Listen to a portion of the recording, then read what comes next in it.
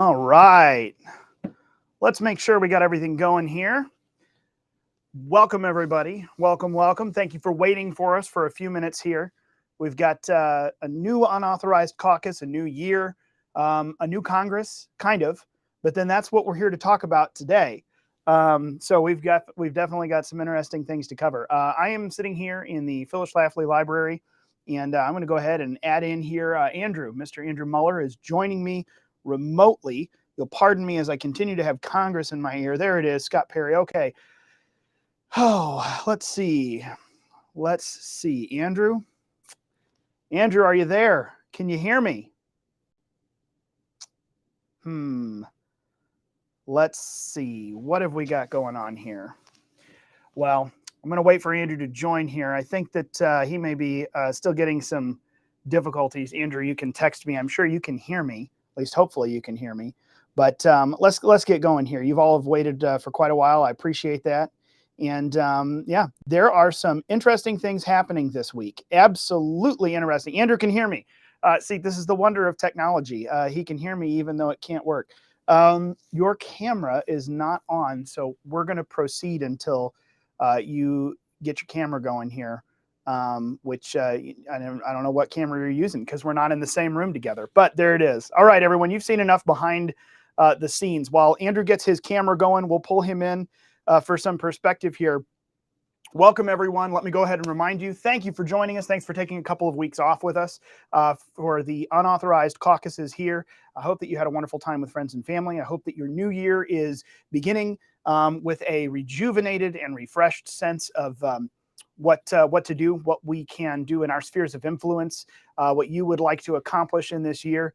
And I hope that that involves some good things around you with your friends and family, with the people that we know who need to understand a little bit more about what's going on in the world around us and what, especially as Americans, our duty is to interact with that world. So thank you for joining.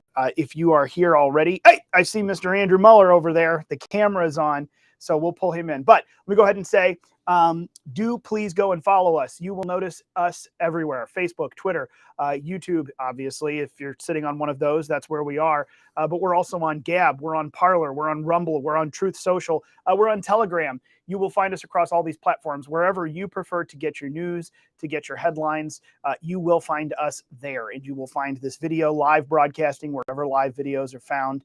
And we really appreciate you. So hit that share button, share it with a friend or family member. Let them know that you've got some insight that they should hook into and watch as well. And then also make sure to like and share and subscribe so that you will get notifications whenever these videos go live. But what's happening right now, as I bring in Andrew here, if any of you are watching other live stream videos on YouTube right now, you know that Congress is in, well, not chaos, but there's definitely something going on because they haven't even voted on a speaker yet. This is just this is bonkers, but it's a good thing, I think, and we'll see what Andrew thinks of it. That's what we're here to do. So let me set this up real quick, and then Andrew will dive into some perspectives. I'm looking at Andrew down here and all of you up here, so pardon me as I go back and forth. But okay, so for anyone who hasn't paid attention what's happening, the new Congress comes in on Tuesday, January the 3rd. They're all supposed to come in. One of the first things that happens is we vote on a speaker. Speaker comes up, welcomes everyone, gives some remarks. He swears in the body. So we have a bunch of members of Congress elect, or members elect of Congress, sitting in there right now. And they have been unable to obtain a majority on the speaker because the slim majority that Republicans have of, what is it, Andrew? Is it 223? Yeah, 223. The slim majority that they have, there are 20, was 19, now it's 20 Republicans who are refusing to vote for Kevin McCarthy, which was the GOP caucus's choice. 35 of them in caucus voted against him. I'll remind everyone here, just like 10 people voted against Mitch McConnell as the party leader in the Senate. 35 voted against him in caucus. Now 20 of them are actually voting no on the House, which means there are 212 votes, all 212 Democrats, for their Democratic nominee. There are 20 votes from the Republicans going to their nominee of a conservative. And then there are 202 votes going to, or 203 votes. I think I'm doing the math right there. I've been looking at all the numbers for too long now. I've almost lost it. 203 votes, I think, going to Kevin McCarthy. There is no majority. 218 is what's needed. Unless someone votes present, then it all changes. But we don't have to get off into the weeds into that entirely. So that's what's happening. They have just taken their 7th vote. It's being tabulated right now. And it's just, we haven't had this happen in 100 years. So Andrew, my fellow Vest Bro, what do you think about this? What are your initial thoughts about what's happening? Is this good for the Republicans, bad for the Republicans, good for America, bad for America, chaos, healthy republic? What do you think? Well, first, I think it's healthy republic. At the very least, it's that. The first thing I noticed, and I know a lot of people have been saying this, is, wow, there's people in the House chamber listening to each other talk, working the floor, debating. It's not one guy up there with a poster board on an easel giving a presentation to just the people at the dais. That's really nice to see some actual debate and action going on in the House floor. I know that's essentially and definitely a part of what the founders wanted and thought would be necessary. But Ryan, when you say something like this hasn't happened in 100 years, you're right. I don't know if you said this while I was getting my technological issues straightened out, but in 1923, they have a hard time getting a speaker. And it took them like 9 votes. We're on our 8th. We're going to be getting close. Maybe if nothing happens on the 8th, we'll tie it like we did in 1923 and match that energy and do another 9 votes. And then I think we were talking about this yesterday. Was it 1869? It took them like 2 months, 60 votes to get a speaker. I think I had that incorrect. It was it took them like 2 months, but I want to say there were 133 ballots. I think 133 votes. Maybe I've got that number. I've seen so many different numbers as we've been digging through history this week. I may have it wrong. It took forever. This 3 days is just pales in comparison to what it took in 1869. Yeah. Well, my take is kind of simple. I don't have a super hard stance one way or the other than I think that this is a fairly good thing that's happening. The only thing I'd hate to see is if the establishment goes to work and we see, in some bizarre case, Hakeem Jeffries, win the speakership or some sort of compromise that's not good at all, that's made in the back room happen. But I think this is a watershed moment for MAGA conservatives where, you know what? No, we do not want to do business as usual, the whole follow the plan mindset where people in GOP leadership say, hey, we've made our selection. This decision was made 10 years ago. Follow the plan. It's going to work out. Just trust the system. And if you don't, we're going to strip your leadership positions. We're going to strip you from your committee assignments, whatever it may be. That's not the direction of America. Classic disconnect, the normal Washington, D.C. elite. And I'm thankful that this process is happening, that we're going back and looking at Kevin McCarthy's history and seeing, you know what, as conservatives, we don't want same old. We don't want GOP establishment as usual. And I hate to say it, but Kevin McCarthy does fit into that category, in my humble opinion. I think he's maybe a degree better than establishment, but not a lot. There's not a huge distinction in my mind between Mitch McConnell and Kevin McCarthy. And, Brian Donalds, I can't say I really even heard that name before yesterday. But at this point, I'm open to any sort of option. But then there's the other side of me where, hey, you've got good people like Massey and Jim Jordan and Marjorie Taylor Greene that are supporting McCarthy. Is there a strategy to McCarthy? Donald Trump coming out and saying, yeah, McCarthy will be good, but he could be great, and endorsing it. What does that mean? I have a lot of questions, but at the very least, this is healthy for the Republic, and it's a good move for Republicans to say, you know what? We are going to take a hard stand, even if it costs something. Yeah.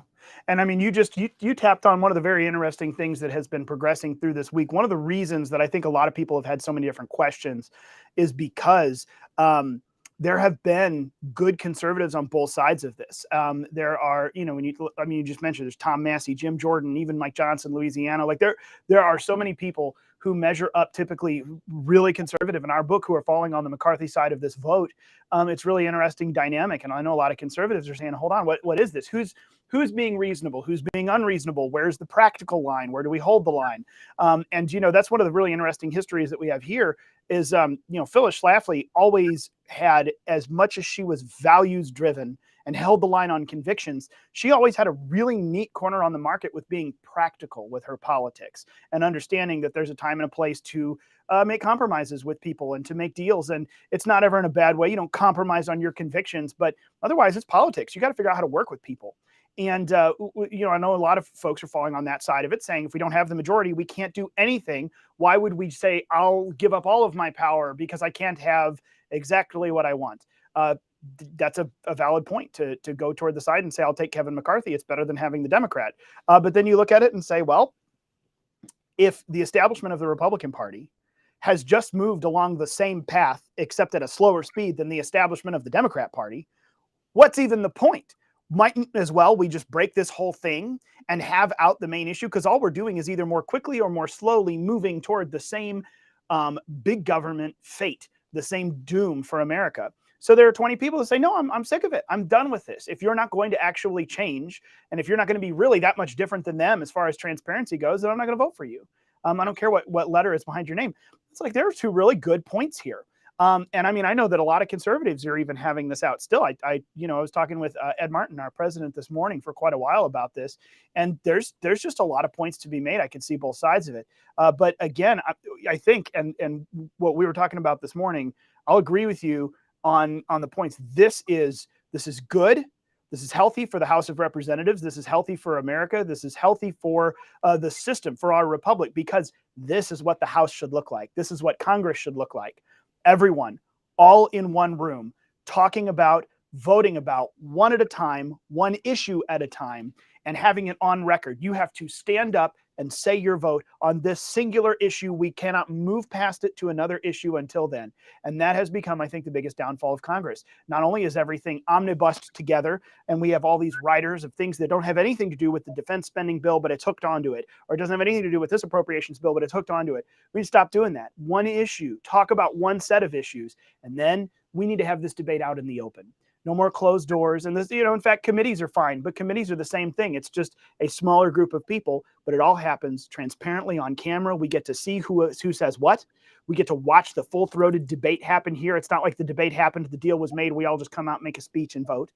I want to see it happen. I want to see the disagreements. And we've been able to see that play out as the nominating speeches literally battle on the floor of the House back and forth.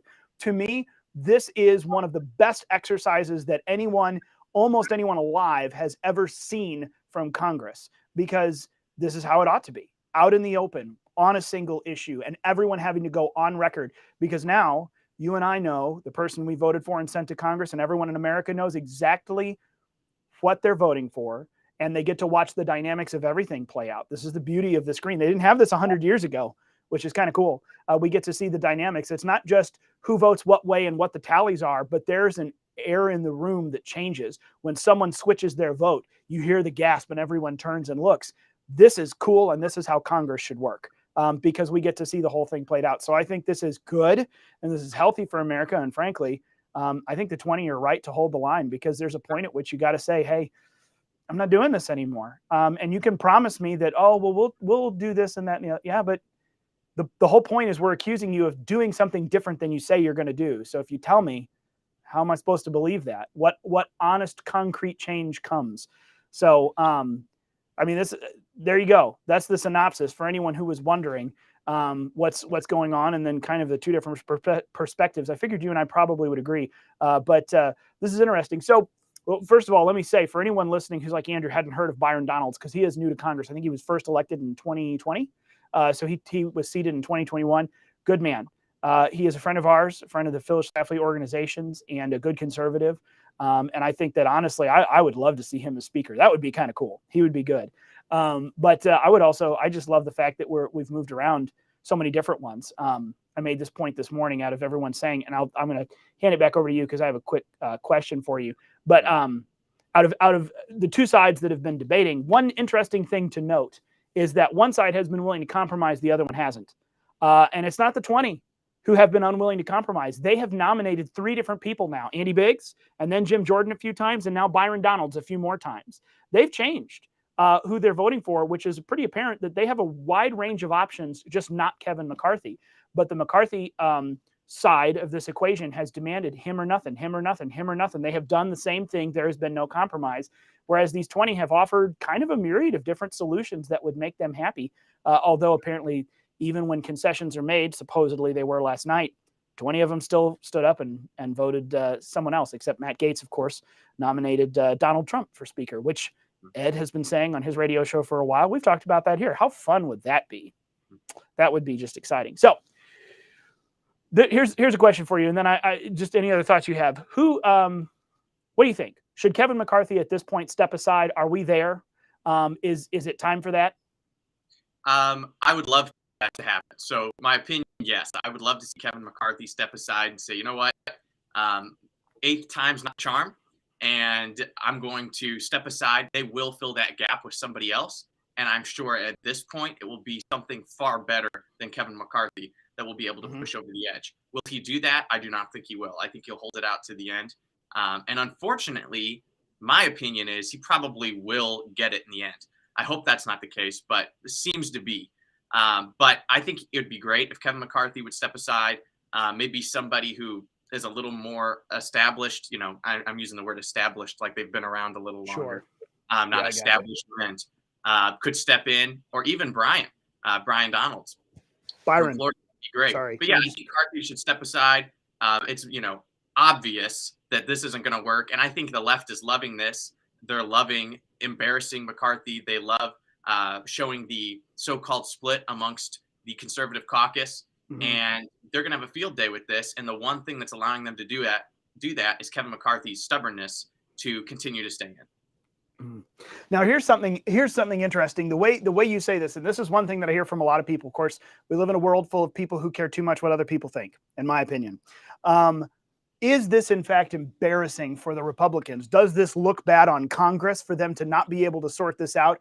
Or do we need to really be, as conservatives, do we need to look at this and adjust people's thinking and say, this isn't embarrassing? For the very first time, I feel like in a long time, they're actually debating something and not just compromising on it and going along to get along. Everyone be uniform and move in the same direction. Does this actually look bad, or does it really not? And people just need to change their perspective. What do you think? I think I gave my answer, by the way, in my question. Oh, I don't think it's embarrassing. I just think that the left and the media and everything are going to pitch it as an embarrassment, of course, as they always will.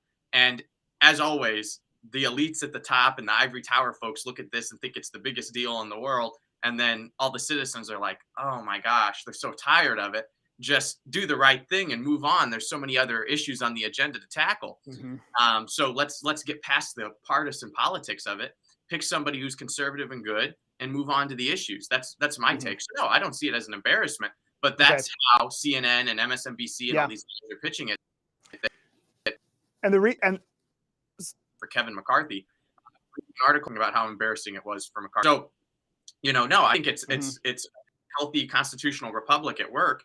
And it's like you said, Ryan, the gasps of the change of the vote. I was watching live when Matt Gaetz said Donald John Trump, and everyone, you hear laughter, you hear gasps. It's like, it's great because it is that healthy republic at work. But no, it's not embarrassing at all. It's constructive, and it creates a conversation of, yes, we need to move past this same old, trust the plan type mentality. So I think it's great. And you know what? If it goes on for another month, I'm okay with it. Good. Yeah, I agree. And I think that's one of the things that worried me. One of the things that I'd like to encourage all of you, because I know, again, pretty much everyone coming into this is coming from a conservative perspective. One thing that I have been, and this is one of the points that I've been most disappointed about, is the last 2 days as I've watched Twitter and a bunch of other places, conservative media, or we'll say supposedly conservative media.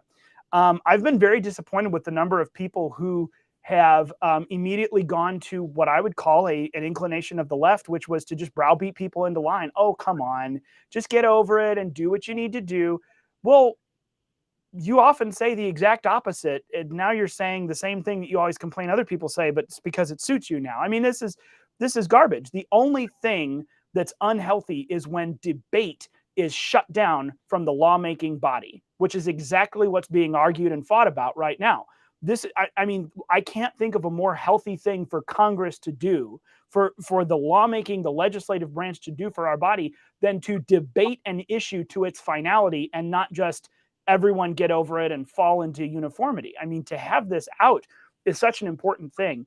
And I'm kind of dismayed, and I really hope that conservatives are more independent than a lot of the pundits that I know most of us follow, whose words we typically appreciate. And even Charlie Kirk, I'll call out by name. I was kind of disappointed, at least on Tuesday, maybe not yesterday. I was disappointed on Tuesday that even Charlie Kirk was saying, okay, the 20 have made their point, or then I think it was the 19 at that point, made their point.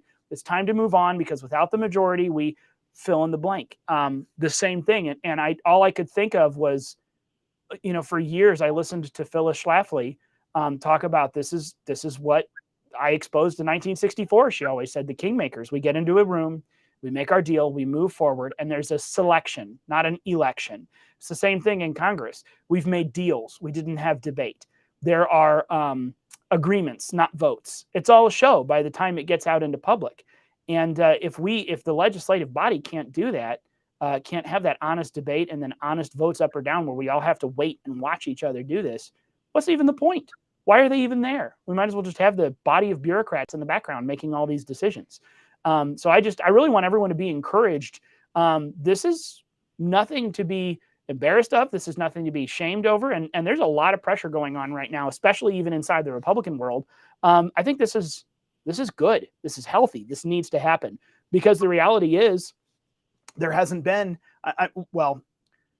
we had the anti-establishment move with Trump in 2016. We've been talking about this in the voting world, but as far as actually inside the system of Congress, this issue has not been held out yet, or had out yet in its entirety. So I think this is a good thing. I'm excited about it. And yeah, I'd love for it to go on another month if it needs to, because it needs to be sorted out, fix it. I mean, and to Gwen, one of our other employees here in the office, she made the comment this morning, hey, the longer this goes on, the less money they're spending. I mean, is this really a bad thing overall? It's true. As long as they're busy with this, we're actually saving some taxpayer dollars. That's for sure. The business isn't happening because Congress isn't sworn in. Yeah. And for the first time, we're finally not going into debt at the same rate as normal. Right. Exactly. Oh, and to build on your point, I think you're exactly right with the people that say, oh, come on, this is just a political theater or theatrical production to watch on C-SPAN or something. Just get on with it. I don't think that's the case. And this is the perfect time for that really conservative section of Congress to make a stand because they have the number to hold it off. Nothing's going to happen unless somebody within that 20 and a group of them budgets, right? So they're in a great place to say, you know what? No, it's at the start of a new session. We're beginning anew, and we are going to hold fast. It's the perfect time to do this. So yeah, Congress might, be delayed and a little gridlocked because of this, but they always are in a sense.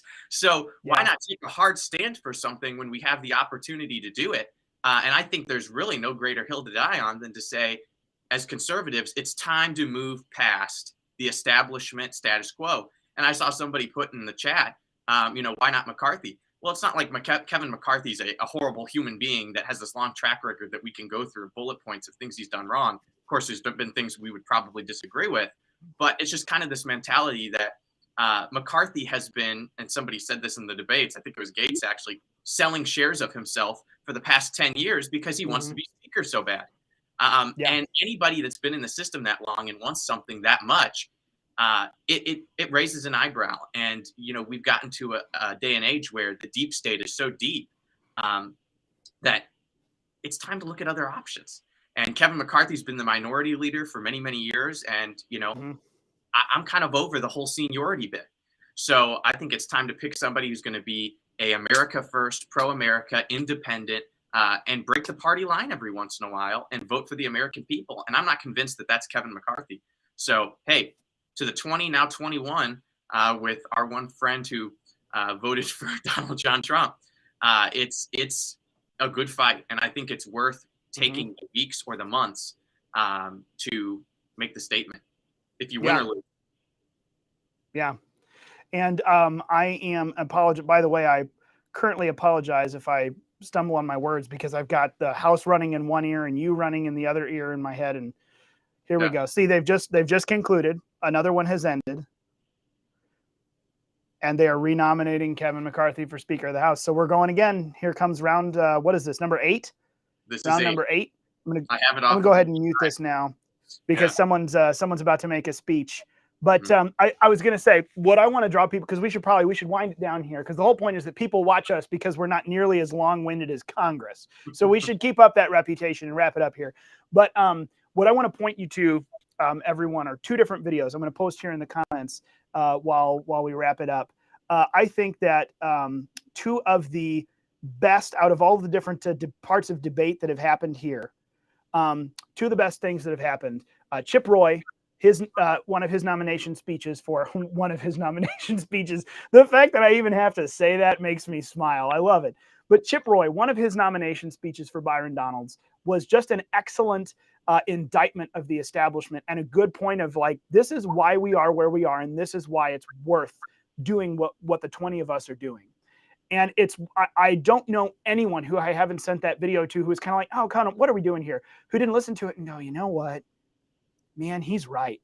Like, we gotta, they're doing the right thing. We got to make a change here. I don't know anyone. And then this morning, Dan Bishop, just about an hour ago or a little bit more, did about the same thing. And he gave another, and he actually called out some of the banter that's been going on Twitter and on the media surrounding all of this. He did another excellent job delivering a why this matters and why you're not seeing us change, because we're not being offered any authentic change from the establishment wing of the party. My words, not his. These two speeches, I think, are worth your time. If you can't just sit and watch Congress rail for hours and hours, or if you don't find utter enjoyment and a thrill out of that, like I obviously do, and apparently Andrew has a little bit of gluttony for punishment as well, to watch that, watch these two. I'm going to put them down here as maybe, Andrew, if you have a couple of final thoughts, because I think that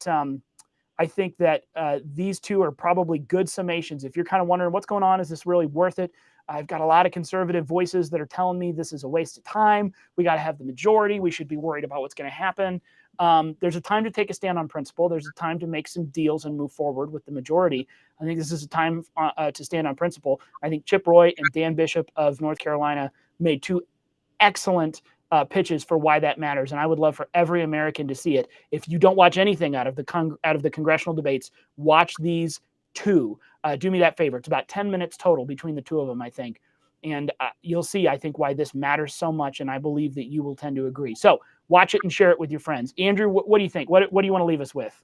Well, I guess my final statements would be, as I listened to McCarthy over the last even just week, do hallway interviews and things in the Capitol, his pitch has always been essentially based around power, that, he has brought the party and the House majority back into power.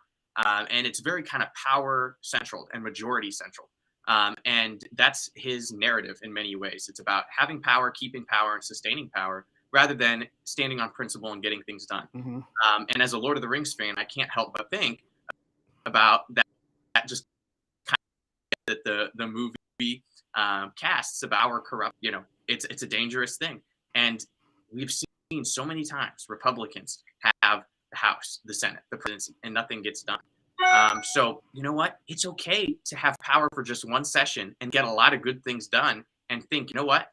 All this stuff we did, it might make us lose our majority, but we got a lot done and we stood on principle. That's a win, not a loss. So I wish that the conservatives and the Republicans led by Kevin McCarthy would stop thinking about keeping power in 5 or 10 years and start thinking about standing on principle today.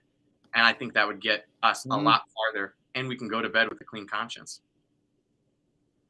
Yeah, I absolutely, I agree. And I mean, just in my closing out, I think I gave my closing out. I'm just flipping through the chat over here. I realize we're getting a lot of comments here, but we've been going on quickly because there were a lot of things to talk about. I see you actually, people have been asking questions and we've been answering them, and I didn't even mean to. So yeah, I mean, I think some of the things have been mentioned here, but yes, I see someone, and see, this is a point someone mentions, but the other side only has 20 votes. Hey, guess what? 20 votes of the 433 members of Congress, or no, 434. That's right, 434. 20 votes of the 434 members of Congress right now are literally in control of the chamber. This is how it works. This is the slow grinding gears of the constitutional republic. It is not just the mob doing whatever they want. There can be voices of dissent that say, hold on, we will keep going until there is a clear majority of this. This is a really neat thing. Yes, they do only have 20 votes, and only 20 people are holding up this whole process, this whole body. I think that's kind of cool. This is a very uniquely American thing. Nowhere else in the world are you going to see this exact, replicated form of government. It's really cool. Yeah, why not McCarthy? By the way, I see someone says something about now the 21. Just for the sake of clarification, very shortly, a member voting present, and I think I've got this correct. The whole 218, someone needs 218 to win. If a member votes present, their vote does not count toward the total, meaning the total number of voters comes down by 1 because they didn't, according to the rules, vote for someone by surname, by name. They just voted present, meaning 434 instead of 435. Someone, what was his name? Meacham? I forget. A Virginia representative, a Democrat, actually passed away after he was elected, but before sworn in. His special election is not till February 21st in Virginia. That's why there's only 434 names, not 435 names. But 434, 218 is the majority. If someone votes present, which an Indiana congresswoman is doing, the number of total votes goes from 434 to 433 for someone by name. So the needed majority line goes from 218 to 217. That is an effect of people voting present, and that's why you'll see a lot of folks talking about what if a few Democrats start to vote present. Well, that could lower the threshold so that McCarthy could win with his 201, 202. What if Republicans vote present? That could lower the threshold. It only takes 4, and Hakeem Jeffries can win the Democratic votes by his 212. That is something that's going on here. I don't think that we're going to actually see either of those happen at this point. No one's going to let the other side have it, just in spite of these 20. But just so you're aware, that is the dynamic that's happening. And I don't think it's being very well explained because everyone just keeps talking about 218, 218. That number can be fluid. So be mindful of that. Hopefully I broke it down in a very simple way because that's a lot of congressional research that you got to go back and dig into to find it. So let that be a little thing. And I think it looks like maybe we answered all the other questions. By the way, I see one of the questions, there are no dumb questions. There are only dumb mistakes. So ask questions, always ask the questions. But yeah, why not McCarthy? I think we kind of talked on that. And yes, Matt Gaetz voted for Trump. Wouldn't that be hilarious? Trump to be Speaker of the House. And you don't have to be an elected member of Congress to be Speaker. Exactly.